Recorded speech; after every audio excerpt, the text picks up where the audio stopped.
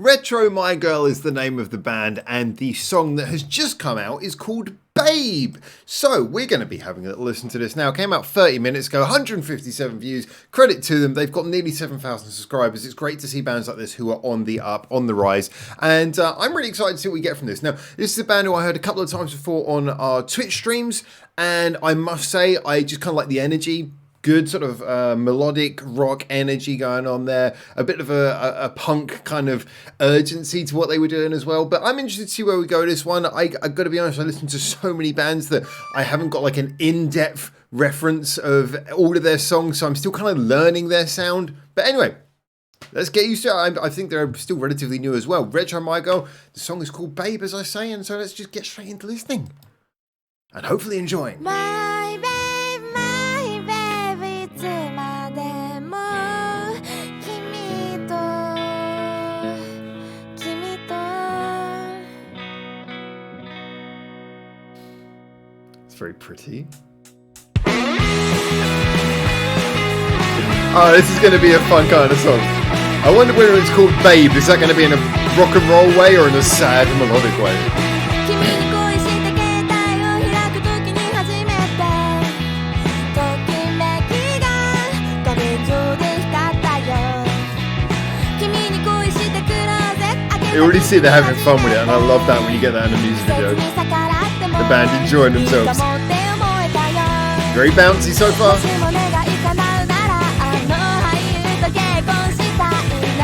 Okay, we're building up a bit of rock energy.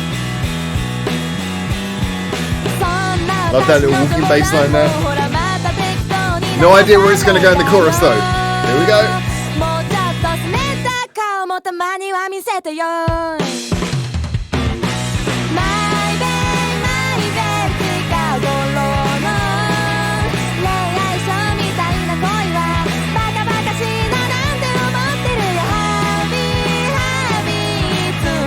Oh, it's just straight joy and catchiness.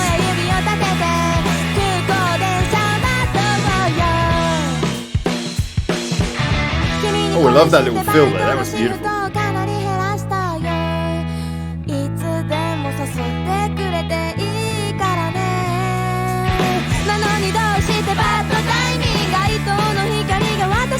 That's a nice little alternative chord pattern they went through there.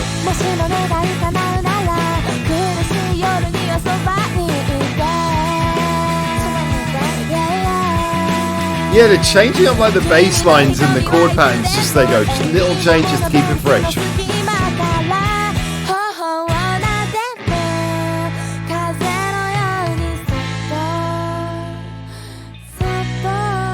Okay, interesting. Where are we going?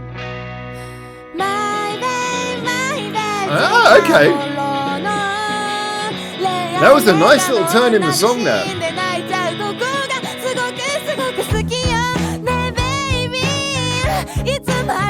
Where's it gonna drop?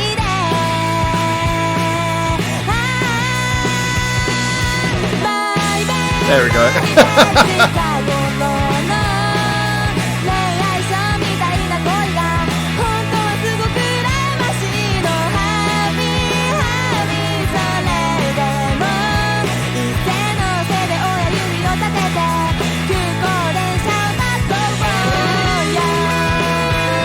It's such a pretty song.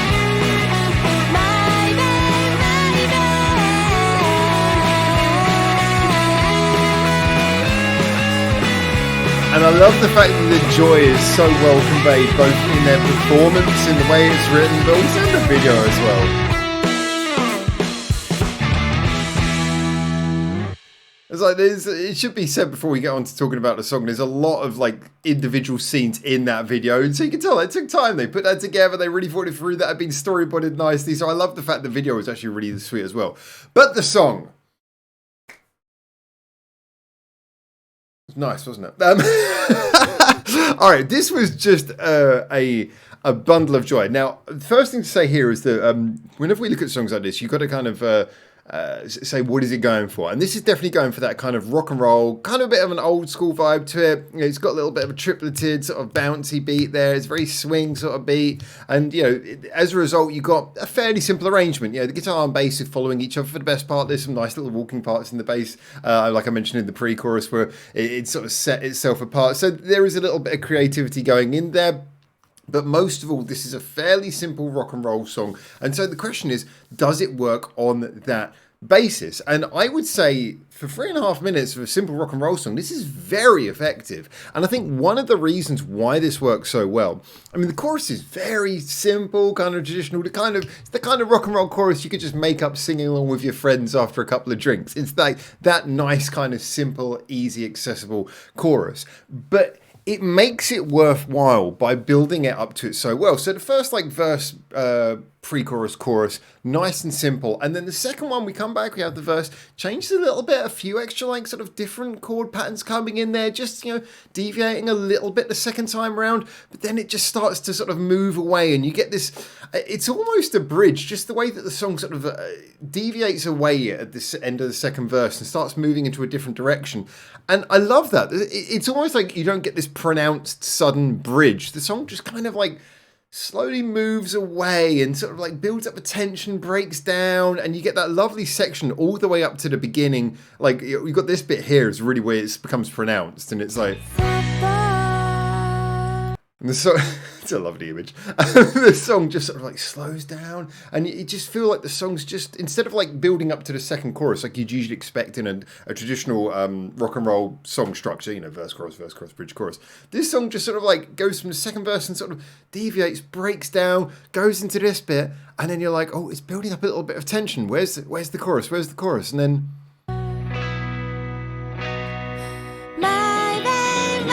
I love that it comes back to the chorus like that, just with the guitar, just like it had done for those first couple of beats, couple of bars at the beginning of the song, comes back like that. And even with this bit, it doesn't just some people just do a couple of chords like that and then everyone comes in, but here they give it a good build up. Good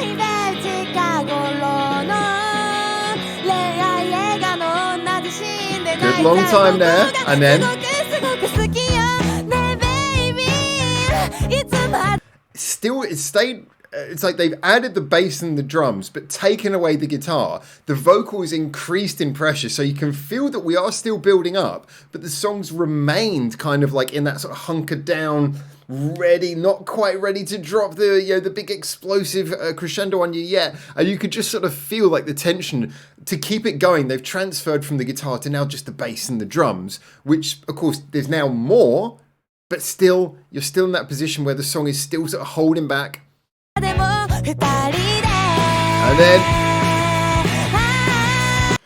the chords rise up, the voice rises up, and even then, just the beat where it drops is just not the first beat, it's the second beat. Love that. So it's they did everything right there to really build up to that second chorus. And for me, that's what makes this song. The fact it's catchy, the fact it's got rock and roll quality, that anyone can do that. That's fine. And credit to them, they do it very well. But it's the fact that they did such a good job of giving you that final chorus, making the final chorus special so that it's memorable. It's not just jung and jung, verse, chorus, bridge, chorus, we're done. It's not just that. It's not just, oh, let's hope you remember it because it was catchy. It's no, they really build up to, they give you a good rock and roll song in the first half, and in the second half they give you that build up, that explosive ending that makes it all feel that much more special and rewarding. Love it. It's a great arrangement. Really good. Taking as I've said this about a couple of bands recently, some really good bands we've seen who've done this kind of thing in very different ways. We had Consomme recently who did this in a much more punk way. But these bands who can take a very simple, quite a simple band arrangement and use it in ways that have these great build-ups that really feel like the songs pay off. So I really enjoyed this. I thought this was a lot of fun. So yes, Retro My Girl, give them a like and a subscribe.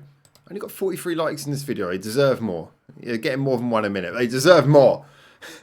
Anyway, tell me what you think in the comments as always, and until I hopefully see you very soon in Japan for the next one of these. For now, ciao, ciao.